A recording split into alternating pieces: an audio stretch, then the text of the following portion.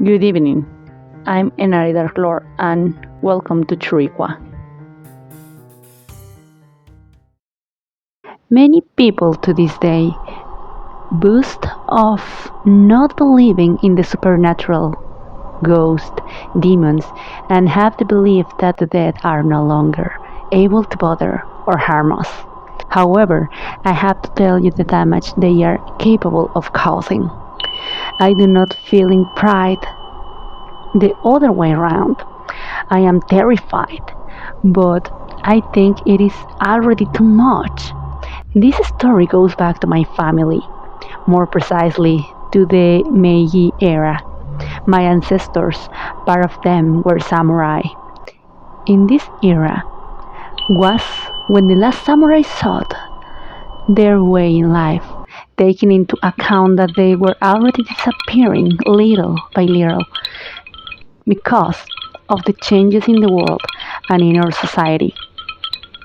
One of my ancestors, Tokihiro, if I remember correctly, was a samurai who had participated in battles and had a great fame locally.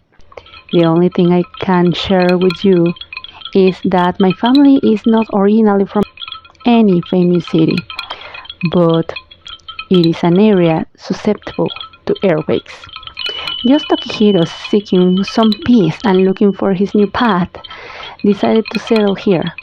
He promised, at the time of his marriage, not to use his sword again, unless it was to protect his family in case of a great need. His wife, Akane, understood and was happy with this decision.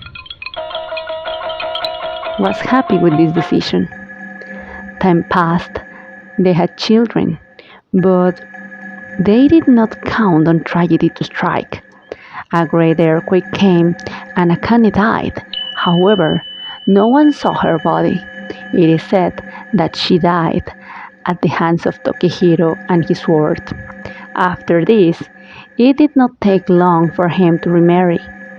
It is said that his new wife heard footsteps, saw shadows, heard screams and wailings. Everything began to get worse when she fell ill and died after a long illness. It is said that she had fever, hallucinations, had sores and wounds on his body. Even at the end, a mark like the wound of a sword was drawn on her heart.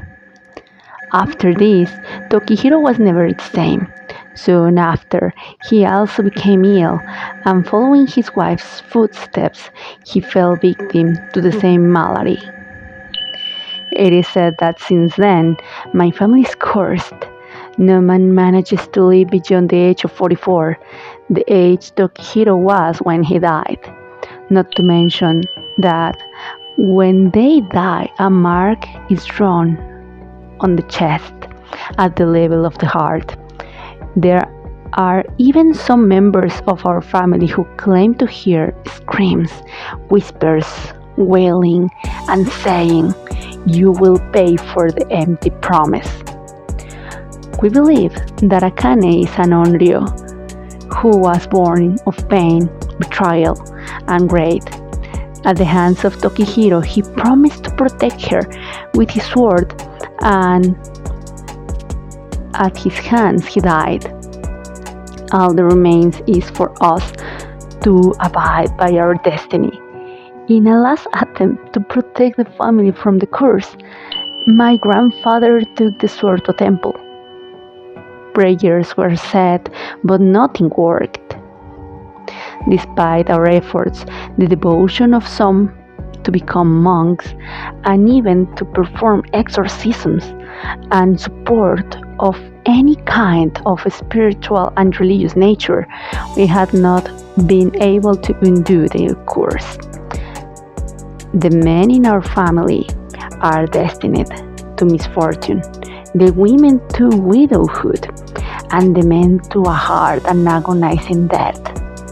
When we are about to die, it is said that we hear wailing, crying, and that angry voice saying in dreams that gradually become recurrent.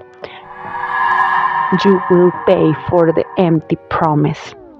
I think now you understand why I am telling you this. For a month to now, I have been dreaming of a woman with a long, flowing hair, wearing a white kimono. As she turns around, she sees me. The earth begins to shake.